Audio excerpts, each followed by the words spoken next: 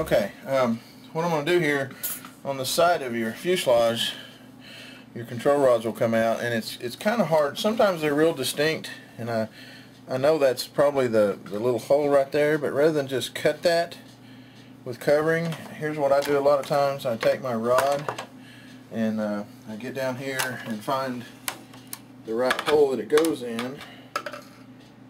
And let me get it started here. Put it in the tube, push it back there, and you can see right where that tip comes out. Let me get this down here. So you can see that little bulge right there, so it shows you exactly where to slit your covering.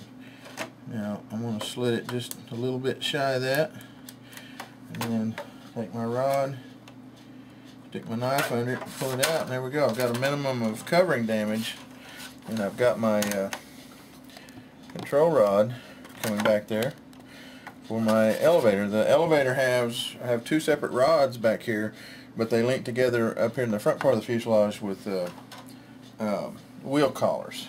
Now, that's not my preferred way to do it, and eventually, depending on how this plane flies, I may come back in here later and put dual servos, which you have to have a bigger receiver with 6 or 7, 8 channels, and usually a 7 channel.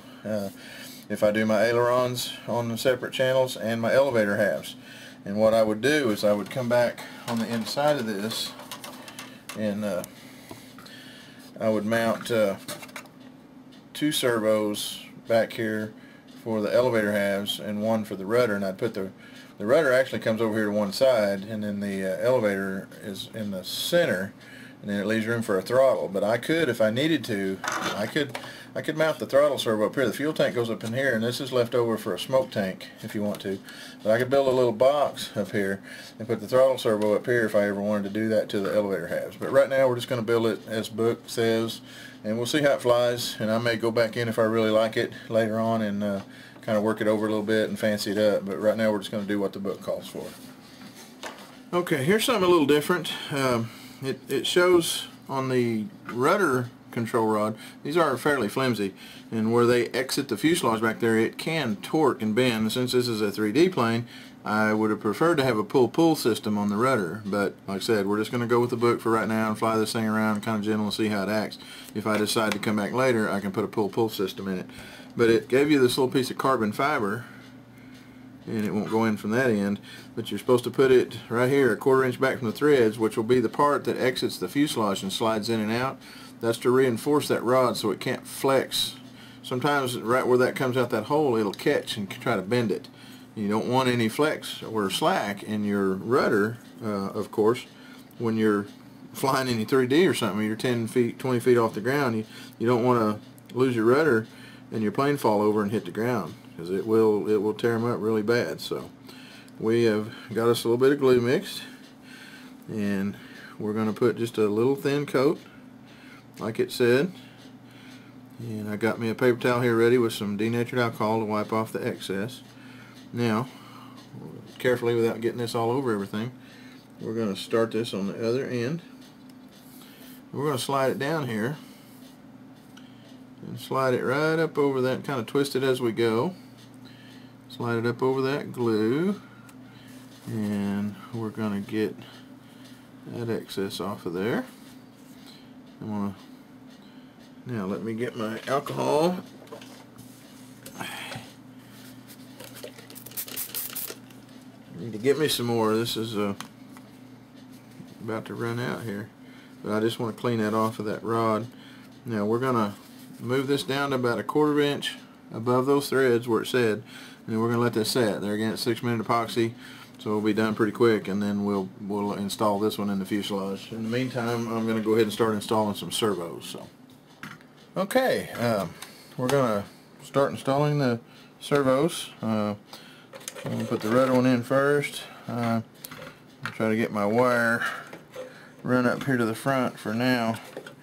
I don't know for sure where I'm going to put my receiver, but I think, hang on a minute, I think I got a punch cut wire there. I need to fix that. It's bare. My yellow wire is got a cut in it right there. Red and black one's okay, but that one's gotten pinched. It looks like it's been clipped. I took these out of another plane. It looks like it's been clipped with the nippers, cutting a zip tie off of it. So I'm going to have to fix that one. So we'll go to the other one for now. Make sure it's okay. Yeah, it's all good. Alright, let's run that down into there. Reach under with my tweezers. And get a hold of it. Be careful not to poke a hole in anything. Now, we're going to set that. One of these wires is going to come up here and connect to this. Now, I still hadn't decided about my throttle servo. I don't know. The way they're showing it, it goes over here, but I don't know if that's going to leave me. I'm just going to stick this in here for now. Screwdriver, if I can find it. Well, what have I done with it? Hang on a minute. Let me get this one. Okay, we're going to take this off, turn it around, seeing how it goes from the other side on the rudder.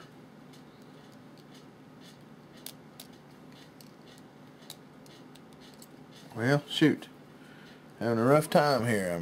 I'm dropping everything. So that will go that side. Maybe, if I'm lucky here.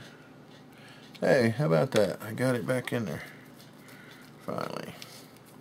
We'll have to take this off and adjust it to set our throws and stuff. But if I extend my arms out all the way, which for 3D, you want long arms on the servo and short arms on the control surface. And that makes it kind of like an old dirt bike. Little bitty sprocket on the back front and a great big one on the back makes it real low geared.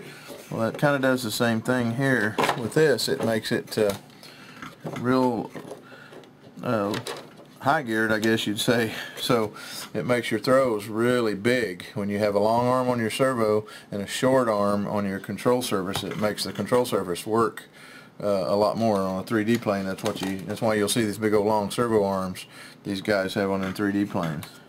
Alright, we're going to scoot that all the way over to the side, and we're going to see if that'll clear. As long as that'll clear, I got to see if my throttle servo is going to fit in there. Surely it will. I just don't like the way they've got this set up. I would rather have my throttle servo up here somewhere, I think. I may have to come back on this. I'm going to have to do some thinking and decide what I want to do.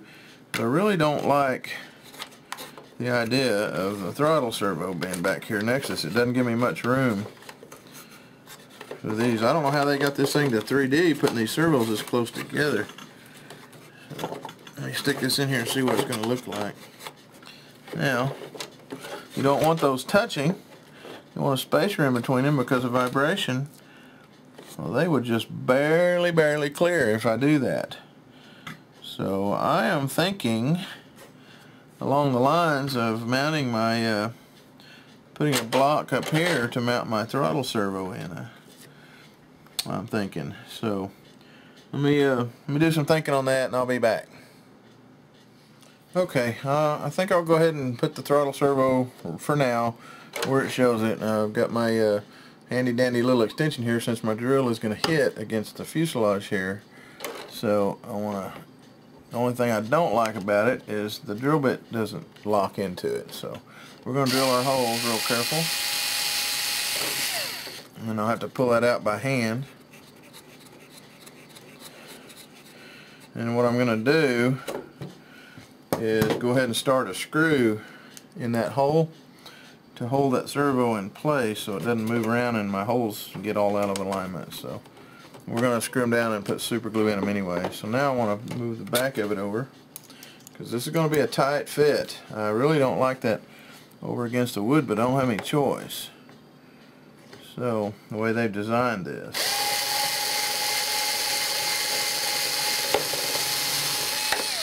Okay, pull that one out.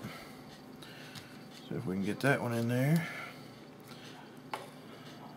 I just want to get all the holes drilled right now, and then we'll take them back out and put super glue in the holes, but this way we can get them all marked anyway. I kind of decided that because of the wing, I don't know if you can see right here, the wing bolts, you have to be able to get your hand in there to put the wing bolts in this. So if I built a tray up here, then that's going to kind of hide that. It'll make it hard for me to get to. So for right now, I'm going to go ahead and mount it like the book shows. And like I said, I'm not that big into 3D anyway. So if I need more throws on this later, if I do decide to 3D it, then I will come back and move my throttle servo up here somewhere and build me a little block. I just have to leave that open where I can get my hands down there to put them nuts in there to tighten the wing up. So, and this area right here is where the receiver at least is going to go. The battery, I don't have any idea yet until we get it together and balanced. That's the last thing I do. Get it all together and set in here, and then we'll lay the battery on top of the fuselage with some sticky tape until we figure out right where it goes, and then that will tell me inside the plane. Hopefully it'll land right here on this block, but it may not. I may have to put it up here where the smoke tank should go, and I don't plan on doing a smoke tank on this anytime soon. So, and I could always move that if I need to. That's what that space is left over there for, is for another fuel tank for smoke. But anyway, we're going to go with the book for now and just fly this thing and see how it works out. So I'm going to go ahead and get the rest of these drilled, and then we'll get the glue and stuff in them, and then patch that wire, and we'll come back and install them in just a second. Alright, you remember the shape tool or clip tool we had in the yellow wire right here? I am going to show you how to fix that real simple without a whole lot of trouble. And take a little bitty teeny tiny fine point flathead screwdriver, and you pull up on these little plastic tabs, being careful not to break them. That will release that wire and let you pull it out. Now I can very easily just slide a piece of heat shrink down over that and take my blowgun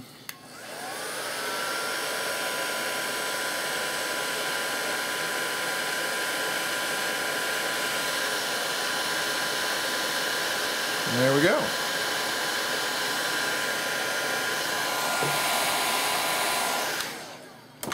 Patch complete. Now I will just take this. You want to make sure your little holes in the top of this are facing up, and you just slide that back in there.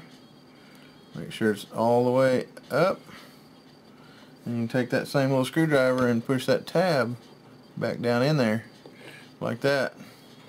There you go. Your tip's good as new. And if you wanted to, you could even take a bigger piece and put over it and shrink this whole thing together, but it's really not necessary. So we'll just leave it like that, and your hole is patched that quick. Okay, we are going to put the stab on here now, so we'll know where to cut our control links. We got the two carbon fiber rods. The long one goes to the back, short one in the front. We will slide this up on there gently. Line the other one up. Push them all the way in.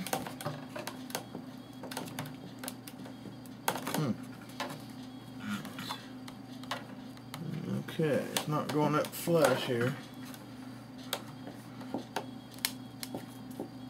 I guess it's not fitting flush back here, so I'm not sure. Let me try the other side and see what's going on with it.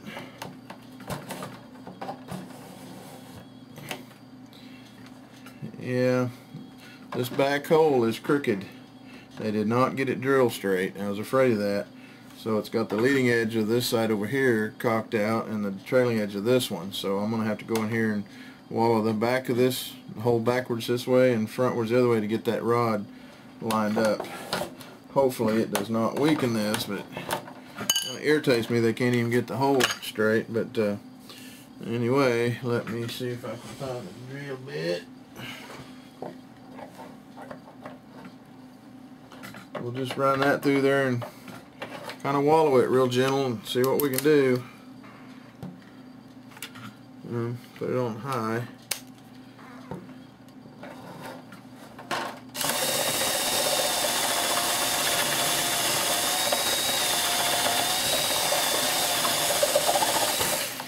Alright, let's see if that made any difference. Get us a little bit of play there maybe. Let's Try this side.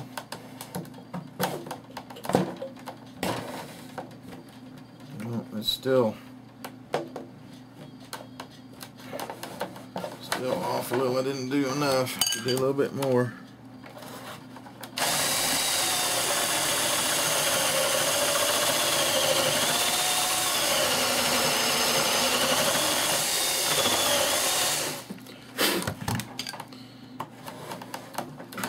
What I'm afraid of is that it's going to have play in it now. It may not be real tight, but not much else we can do about it.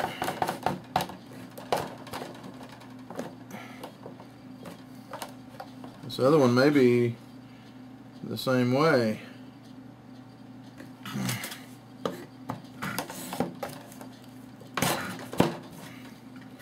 Yeah, this one's got a gap back here and the other side's got a gap in the front, so they're torqued this direction. So maybe a little bit on the front bar too.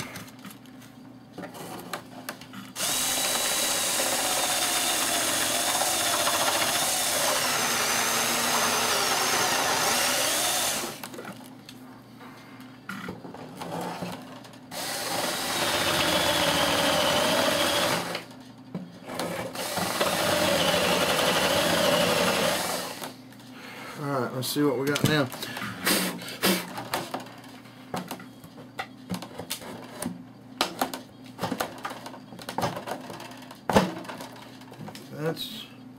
That's better. I'll see what it does when I put the screws in it. See if that'll torque it down. I think that's going to work right there. So, alright, now we've got our 440 1/2" screws here. I'm going to get my Loctite back out. And let's see if we can get these bolted down and see if they're going to stay tight. Ah, silly thing's plugged up again. And poke it. Okay. Here we go.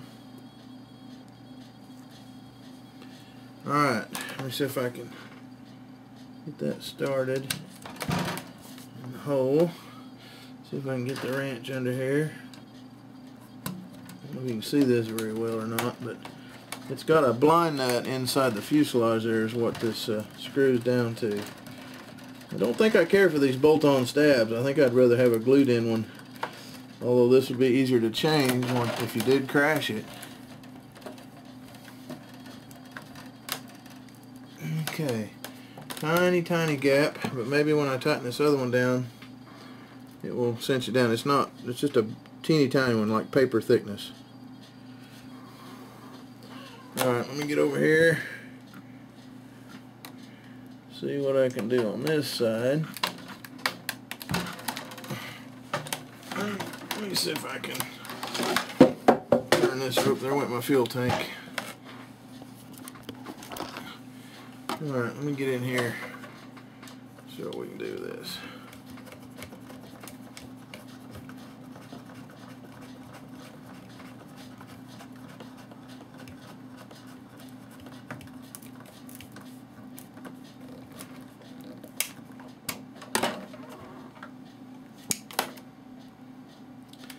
They look to be pretty level.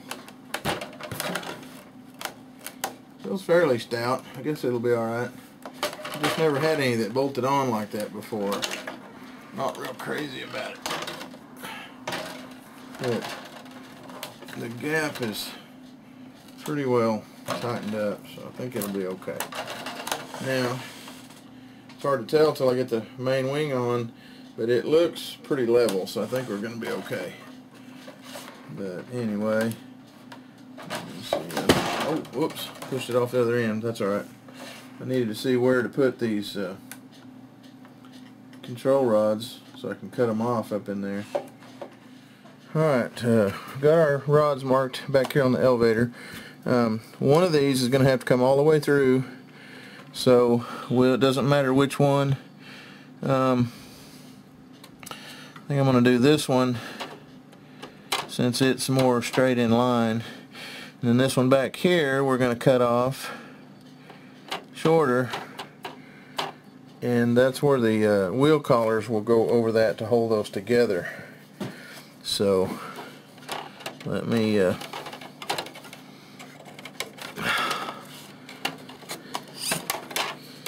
Get these up here, cut them off. Okay, hold on to that. Now the other one.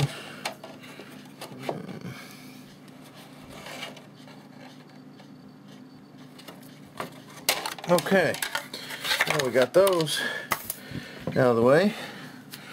Cut. Now before we can bolt them together with our wheel collar, we'll have to get in here and put the control horns on onto the elevator. Can't even talk here. Tired. I need to go to bed. But anyway, yeah, that'll work.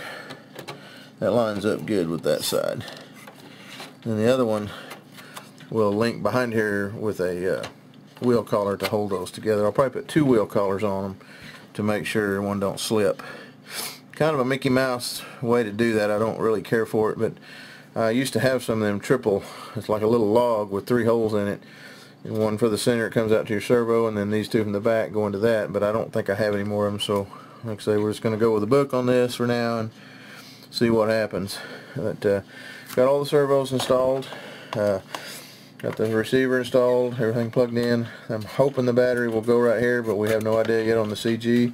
I may end up having to put it up here behind the fuel tank. I don't know, but that's the last thing we do, but I'm hoping it'll fit right there. And I put the receiver on the right side of the aircraft, and the reason for that is this engine mounts with the head pointing to the right side. So chances are good, 99% of them that I've built like that always tend to be, on your lateral balance, tend to be heavy to the right side because of the engine head and the muffler. So with that in mind, I'm hoping that the battery will balance out better over here on the left side. I may have to lay it down, I may have to put it flat right up against the side wherever I mount it, and I may end up still having to put just a little bit of weight in the tip of the wing. But I always usually, if my engine's not mounted inverted or straight up, if it's to the side, then I put my receiver on the same side as the head, and because that's where most of your weight's distributed, and then I put my battery on the other side. So, alright, we're going to quit for tonight, and we'll come back tomorrow night and hopefully get the linkage and everything hooked up and get the engine mounted on this thing. Okay, let's get the control horns mounted on this thing. There's a block of wood right here, and they're going to be like the ailerons. They're going to screw into the wood instead of go all the way through, which really helps the looks of the top of the plane. But like I said, I'm a little nervous about them, but as long as we drill the right size hole and put super glue in them, I think we'll be fine. So mainly what we need to do is, I gotta have a lot of light over here on this thing. So, alright, we've got to get this lined up right over that seam. Here, I want to get my clamp out. Let's clamp that stab so it stays square. Alright, I think you can see that okay. Let me tip the camera up a little bit. Alrighty. I'm going to stand up to do this, but you can see the plane. Alright, we got our block of wood here. So I want to get my holes lined up with the center of that. And let's drill our first hole. I want to be careful. I don't want to go all the way through this, so I put a hole in the top of the covering. I'll end up having to patch it. So, alright, we are going to put this screw in to hold it in place.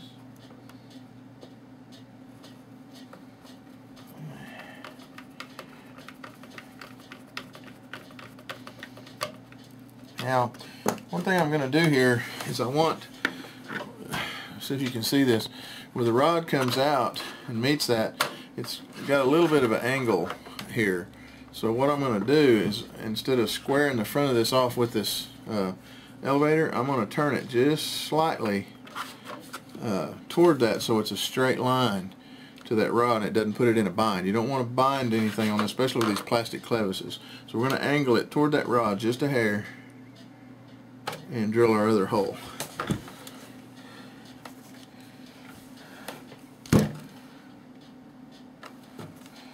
Okay.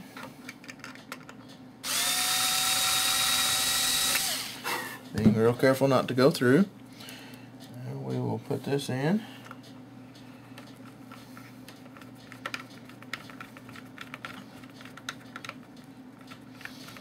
We'll take those back out.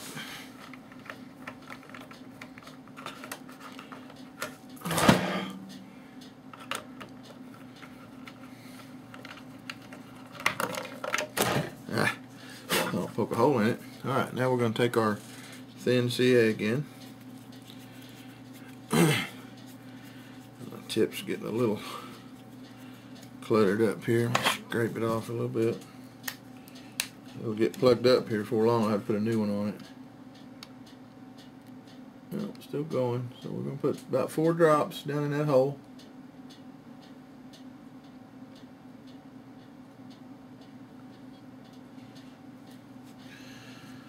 Okay. Paper towel. Kind of blot that extra off of there. Alright. Alright, we're going to let that one set, and I'm going to drill this other side over here while we're waiting on that.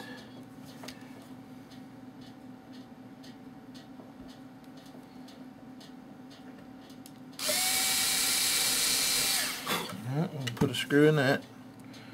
Hold it in place and get it started. These elevators have a separate control horn for each one, which I like. Like I say, normally I usually like to do a pull-pull system, but I don't have an extra one right now, and later on, if I decide I really want to get serious with this plane, I will go back in and put one in, and it's already got the or not the pull-pull, but I mean, we'll put a pull-pull on the rudder later, but the separate elevator halves, I'll change the receiver out to like an AR 6200 or 7000, so I have extra channels, and I'll put each one of these on an individual channel where I can really fine-tune them. But for right now, we just want to fly it kind of normal, see how she does.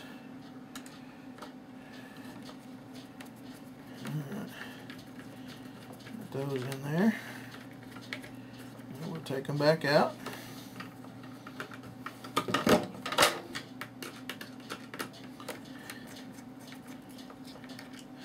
You know, these light ones like this, here's where my little electric screwdriver will be handy. I don't know why I'm not using it. Make it much quicker.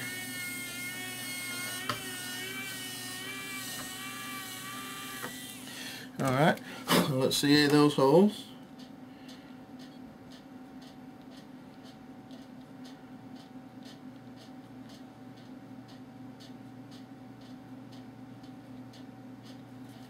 Okay. Alright, now while that one's setting, we're going to do the rudder. Now be sure and pay attention to which side of your fuselage that your rudder rod comes out of, which I've already got the hole cut for it here. So the control horn is going to go over here, and you can probably see the outline of that wood block where it goes. So we're going to take one of those. We're going to stick, I'm actually going to put the rod in here.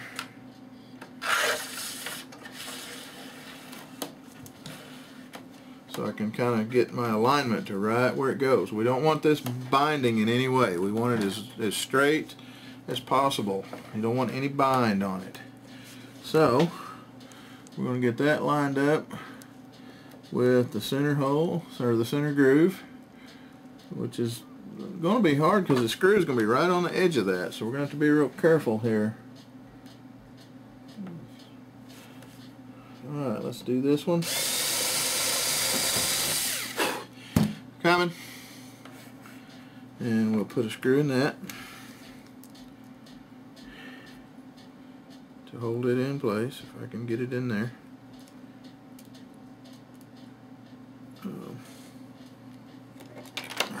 Come on. Definitely on a 3D plane, I would much rather have a pull-pull system, which for you new people that don't know what that is, it is a instead of a control horn on the side of your rudder, it'll have a bar, usually a threaded bar that comes through here, and there'll be a little screw-on horn that goes on the end of it, so you have a double. And then out of your fuselage, and there's another hole on the side over here that I can use for that. It'll come out, and it's exactly where this one is. Well, it's a little cable system with some little clamps and clevises, and you run that in, and on you put your rudder servo in the center, and you have a double arm on it, pretty long arm that operates. Well, you hook one end of that cable to each end of that and bring it back here and hook it to this, and you can taut that up and tighten it. And when your servo operates, it's pulling this way and pulling this way rather than just a push-pull on this deal. It's much stronger and much more reactive on 3D planes than this rod is. So later on I may go back in here if I decide to do any 3Ding with this thing and put a pull cable in it. You can buy a set for, you know, $8-9 from Tower Hobbies or any hobby shop and go back in and do this. Now I'll have to move my servo over and change the horn on it to a double arm instead of a single. But it's real easy to do. I did one, I think, in my wife's on building the Revolver 70. So, alright, we're going to glue these and wait for them to set, and then we'll be back in a minute and do the linkage. Okay, we've got the control horns all screwed on there. Let's hook our clevises up. And let's see, we'll put this. Oh, I'm not going to slide the rubber safety deals up yet because we may have to come back out and do a little fine tuning here, so I'm going to leave them for now. But we've got two halves here, and we'll go inside the plane now and connect those and show you what we got in there. Let's see. I'm going to have to probably, let me get situated here and I'll move this camera. Okay. Now, we're going to hook the linkage up. I don't know if you can see this or not, but hopefully this angle will work. On my elevator halves back here, I've got a clamp on each side to make sure they stay the same. You can also take this Great Plains throw meter and measure each one to make sure they're exactly the same once you get them set. But you got to have them both on the equal plane back there or they won't work properly. But what we're going to do now is put the wheel collars in here to tie these two rods together. And like I said, I hope you can see down in here or not. Alright, I've got my wheel collars. I'm going to put some Loctite on the screws if I can get it to squeeze out. Let me get a pen. This stuff plugs up as bad as super glue. I have to take a pen and poke the hard deal down. Okay, try this again, see if we can get some out. There we go. Put some on that, started in the wheel collar, and what I'm wanting to do is slide this up over both pieces, and I'm going to slide it back just a little ways because I want room for my second one to go on there. Now, if I can get in here and get my wrench in it, tighten those down. Now what I'm going to want to do is get in there with a pair of pliers to hold that so it doesn't twist and bend my rods. But I want them dudes tight. Now I'm going to check back here, everything still seems to be intact. Alright, we're going to do the second one. Put the Loctite on it. Start it in your wheel collar. And we're going to do the same thing. We're going to slide it up over this. This one is going to be up a little bit closer to the end. I can get the nut loosened enough to go on it. There we go. I got it. Now I just got to get my wrench in that.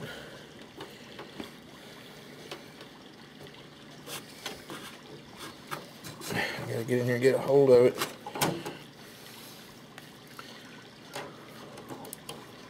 Okay, now let's cinch her down good. Well,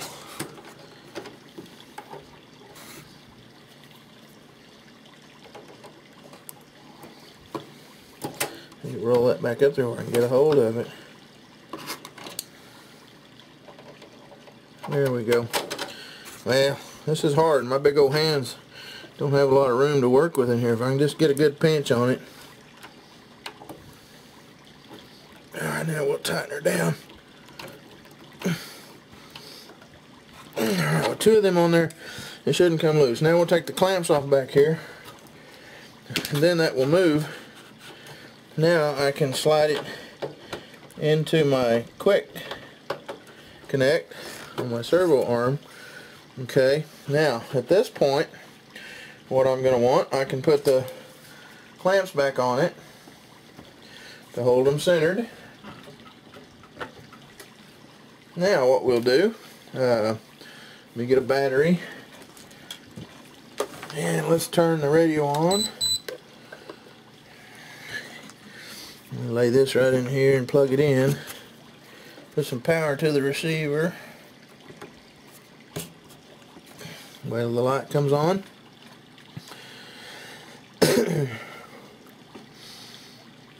There we go. Alright, now you can see how off-centered it is. I'm going to take my screwdriver and take that control horn off and center it up at 90 degrees, as close as I can get it. Get a smaller one. Now, I'm going to pull this off. I want to set it as close to 90 as I can get it on the splines. Well, that's almost perfect. Now, this is an extendable arm, so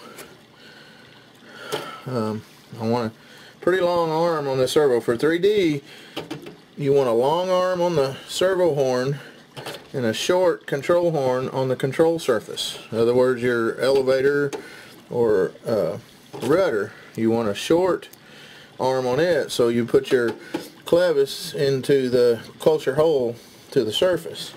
The longer arm up here will give you, that all works good. Now that's all centered up, it's 90, I don't even have to fine tune it. So here's what we're going to do now. Get my other Allen wrench, hang on just a second. I'll be with it. I think this is it. Yep. Now I'm going to take this out, put some good Loctite on it. Any metal to metal screws, always put blue Loctite.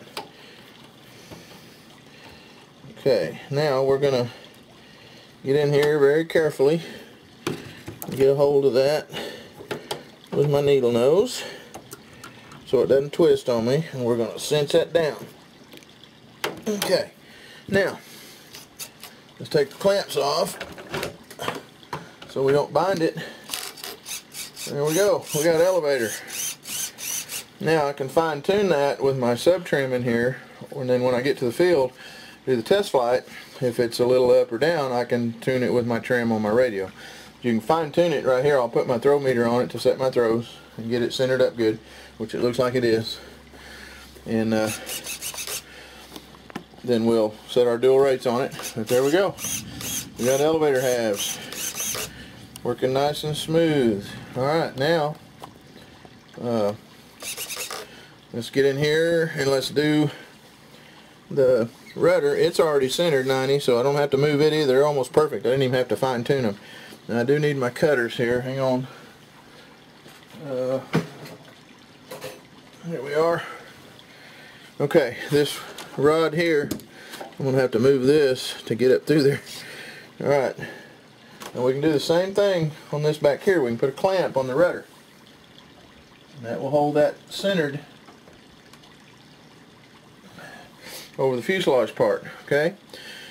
Now this will work freely. Alright, what I want to do is I want to cut that rod off just a 1/4 of an inch past where it goes through. You don't ever want to cut them too short. Hang on to the other end so it doesn't fly off there and go through your covering. Okay, now I'm going to have to take this clamp off. We're going to push this back and get it through the hole. I may have to loosen that set nut just a little. There we go. Now it's in there. Now we'll put the clamp back on. Make sure that stays centered. And same thing, we're going to take this out. Oops, wrong one. We're going to put some Loctite on here.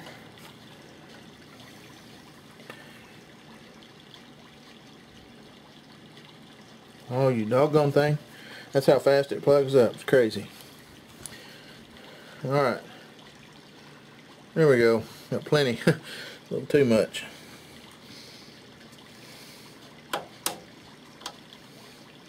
Get it started straight. Get my pliers in here to get a hold of it. If you torque this down without holding, it'll twist your wire and bend it, or it'll break your servo arm. So I'm having a hard time getting a hold of it there. I have to get right there. You want these tight. You do not want one of them slipping. I've never had one slip if I use Loctite on it. Alright, I got to reverse that. It's backwards. Let me go into reversing.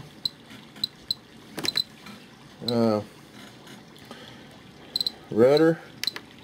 Okay. Right, left. Alright, now we got right, left rudder. Everything's set from the factory on these at 100%. So of course we're going to go in and change that. Our low rates, you know, most likely will, I don't know, be down 50, 60, 70% or so, and then the high rates, especially if we're going to 3D it, then they're going to be way up there. This thing will go up to like 130 or 125%. So to get really, really heavy throws on it, we'll have to go the maximum. So, but I'm not going to set it up for 3D right now, just flying it. Alright, that's all set up in there. Everything's working nice and smooth. None of that interferes. I've got my wires all nice and tied together with zip ties and packed away under here. This will probably end this segment. I'll probably have another 30 minutes here. And I'm trying to keep them down low, but it's just hard to do. So we'll end this one here. And next section, part 5, this will be part 4. Part 5, we'll come back and we'll mount the engine. And all we have to do now is put the engine fuel tank in. It doesn't take that long. Mount a switch in the side of it and balance it and set the throws. We're good to go. So we will definitely hopefully have this in the air this weekend. We're watching the weather.